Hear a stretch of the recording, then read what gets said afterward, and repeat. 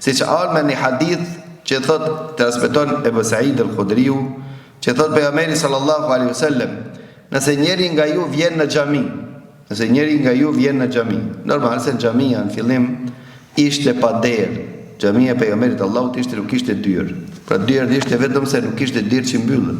Gjithashtu xhamia e pejgamberit Allahut fillimisht nuk ka qenë e shtruar, po ka qenë me rër, me zall.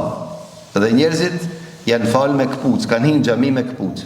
Dhe thot pejgamberi sallallahu alaihi wasallam, nëse vjen njeri nga ju në xhami, pra vjen deri te dera xhamis, thot pejgamberi sallallahu alaihi wasallam, thot leti kthej këpucët, pra leti kthej këpucët, leti shof nën këpucët e tij a ka ndonjë papastërti. Nëse ka ndonjë papastërti, thot pejgamberi sallallahu alaihi wasallam, leti fshije, leti fërkoje për toke dhe le të falet në to apo me to. Tamam?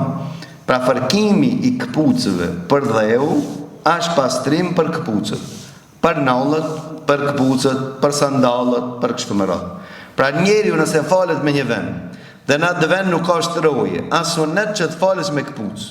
Për shkak se thot pejgamberi sallallahu alaihi wasallam, kur morën më falë dhe i hekën sahabët shokët e pejgamberit Allahut këpucët, ta pse pe hekni për këpucët?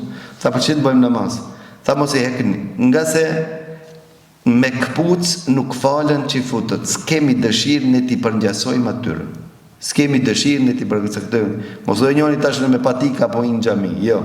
Pra kemi për qëllim domethënë vendet e çështjeve të cilat kupton domethënë që jemi me këpucë, fal me këpucë.